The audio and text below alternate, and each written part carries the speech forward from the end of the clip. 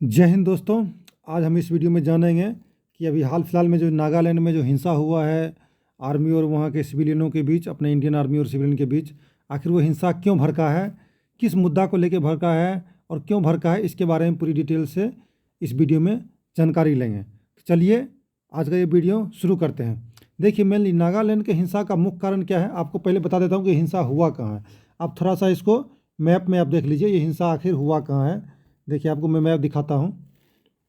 ये हमारे इंडिया का मैप है। तो नागालैंड जो है, आप यहाँ पे इंडिया में देख रहे होंगे, यहाँ पे ये कोहिमा लिखा हुआ है। आप जो इस मैप में अगर आप देखते होंगे तो आपको मैं दिखा दूँ, यहाँ पे एक एंगल का निशान दिख रहा है।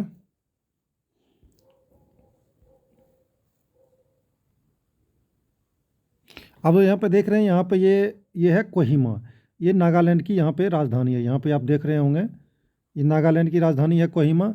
और यहाँ तीर के निशान पर यहाँ पे म्यांमार लगा हुआ है। ये एरिया जो है ये म्यांमार का एरिया है। और म्यांमार से जस्ट सटा हुआ है मोन डिस्ट्रिक्ट, जो नागालैंड का आप मोन डिस्ट्रिक्ट यहाँ पे आप देख रहे हैं। नागालैंड का मोन डिस्ट्रिक्ट म्यांमार से जस्ट सटा हुआ है, जो आपको मैं वीडियो में दिखाता हूँ। ये देखिए, यहाँ पे आपको यहाँ पे पूरा ये मोन डिस्ट्रिक्ट यहाँ पे है। ये ऊपर मोन लिखा हुआ है, आप जो देख रहे हैं यहाँ पे ये मोन लिखा हुआ है। और ये मोन मेनली क्या है, ये यहाँ पे जो है म्यांमार से सटा हुआ ये मोन वाला इलाका है। तो आप यहाँ राइट हैंड में देख रहे होंगे, यहाँ पे मोन है। ये काफ़ी मतलब म्यांमार से सटा हुआ ये डिस्ट्रिक्ट मोन है। यहाँ के एक उग्रवादी लोग क्या करते हैं कि कुछ भी कांड करके इंडिया में कांड कर जाते हैं और म्यांमार भाग जाते हैं, जिससे वे सेफ निकल जाते हैं और हमारे सेना और पैरामिलिट्री फोर्स को काफ़ी दिक्कत होती है वहाँ पे ऑपरेशन करने में। तो आप मोटा मोटी समझ गए होंगे, कोहिमा जो है साफ मतलब पूरा ये नॉर्थ म्यांमार के साथ सटा हुआ ये बॉर्डर है, जहाँ पे वहाँ पे असम राइफल और इंक्लूडिंग जो है इंडियन आर्मी के जवान रहते हैं, वो लॉ एंड ऑर्डर ड्यूटी में मेंटेन करते हैं। तो आइए समझते हैं आखिर वहाँ पे हुआ क्या चीज़। हुआ क्या वहाँ पे आखिर हुआ क्या चीज़, जो 4 दिसंबर की रात थी।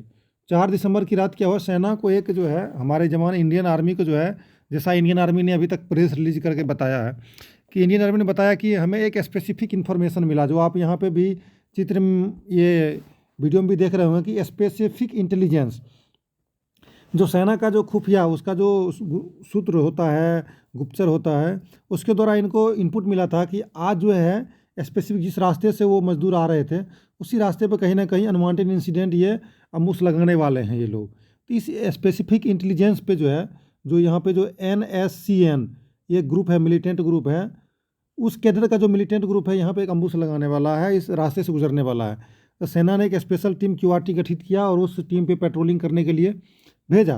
तो उसी पेट्रोलिंग करने के दौरान 4 दिसंबर की रात में जो है कोयला खदान से लोग मजदूर काम करके आ रहे थे गाड़ी में। और उसी गाड़ी में जो है सेना का कहना है कि उस गाड़ी में जो है सेना को शक हुआ और उसको रोकने की कोशिश किया, लेकिन वो लोग जो है गाड़ी नहीं रोके और जल्दी में जो है वो सुरक्षा बल का शक हुआ और उस गाड़ी को रोकने का प्रयास किया, लेकिन गाड़ी सिविल लोगों ने नहीं रोका और जल्दी भगा के ले जा रहे थे। जब गाड़ी की सिविल फोर्स, अगर पैरामिलिट्री फोर्स या कोई आर्मी का जवान वो गाड़ी को रोक रहा है, आर्मी का QRT टीम उस गाड़ी को रोक रहा है, अगर आप वो नहीं रोकेंगे तो शक के दायरे में आ गया। शक के दायरे में आने के बाद क्या हुआ, इसने रोकने के लिए फायर किया।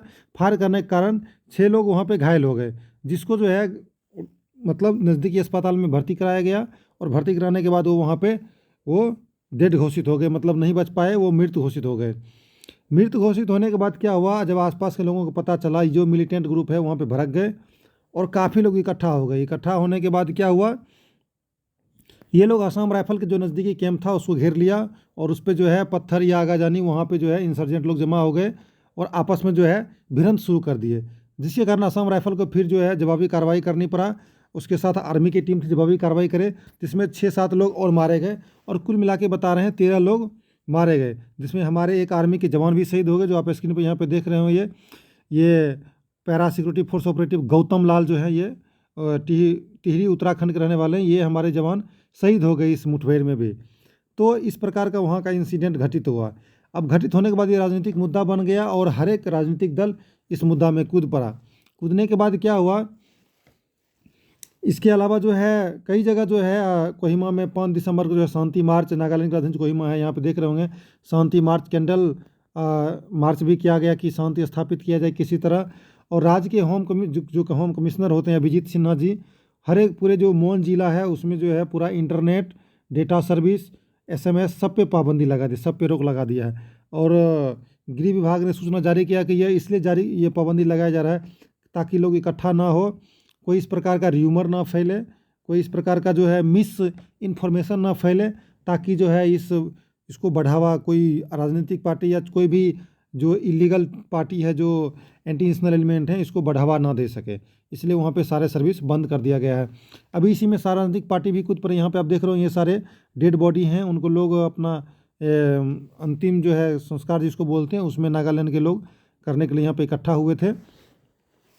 और सारे पॉलिटिकल पार्टी भी इसमें कूद गए कि भाई इसमें अप्सा लगा हुआ है, आर्म फोर्स अप्सा का गलत इस्तेमाल करते हैं। आखिर ये अप्सा क्या है, इसके बारे में भी बताऊंगा। देखिए यहाँ पे लिखा है ना, AFSPA should be repealed Meghalaya CM Conrad Sangma, मतलब मेघालय के CM हो गए, मणिपुर के CM हो गए। इसके अलावा ममता बनर्जी, यहाँ तक कि हमारे जो असयुद्दीन अवैसी जी हैं, वो भी जो है पार्लियामेंट में जो राज्यसभा है उसमें जो है इसका मुद्दा उठा चुके हैं कि इसका मतलब ये ब्लैक नियम है, सिविल को जो है मारने का नियम है, इसलिए इसको आप रिपेल कीजिए। Mainly armed force special power act क्यों दिया गया है, इसका कुछ बहुत सारे रीज़न हैं, उसके बारे में मैं आपको डिटेल से बताऊंगा। इसके अलावा आर्मी जो प्रेस रिलीज करके बताया है कि हमें मतलब कोर्ट ऑफ इंक्वायरी हम गठित कर दिए हैं, इसमें जो भी दोषी होगा उसको हम कार्रवाई करेंगे, चाहे हमारे जवान अगर हमारे इसमें दोषी हो तो हम कार्रवाई करेंगे अपने लेवल में।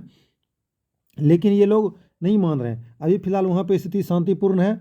देखते हैं कि अप्सा जो है कहाँ कहाँ लागू है और अप्सा होता क्या है। अप्सा जो AF arm force special power act है, ये है क्या चीज़, इसमें आर्म फोर्स के पास जो है ऐसा क्या पावर आ जाता है जिससे जो है ये इसका इस्तेमाल हर एक जगह कर लेते हैं। देखिए अभी जो है पूरे भारत में जो अप्सा बोलते हैं वो कहाँ कहाँ लागू है, वो आप यहाँ देख लीजिए। पहला तो हो गया यहाँ पे जम्मू कश्मीर ये लागू है, अरुणाचल प्रदेश में है, असम में है, मेघालय में है, नागालैंड, मणिपुर और मिजोरम, इन सारे स्टेटों में जो है अप्सा लागू है, जिसको बोलते हैं armed force special power act. आप मैप में देख रहे हो, यहाँ ऊपर में है जो हरे रंग से है, यह जम्मू कश्मीर है, और जितने कलर में किया हुआ जो राज्य है, इस सारे राज्यों में अप्सा लगा हुआ है। अभी फिलहाल असम के कुछ क्षेत्रों में अप्सा लगा हुआ है, ठीक है, जिसमें त्रिपुरा में भी अप्सा लगा हुआ था, जो 7 सिस्टर बोलते हैं, तो त्रिपुरा में भी हटा दिया गया। वहाँ पे जो मिलिटेंट ग्रुप काफ़ी ये हो गया, तो केंद्र सरकार द्वारा उनको हटा दिया गया।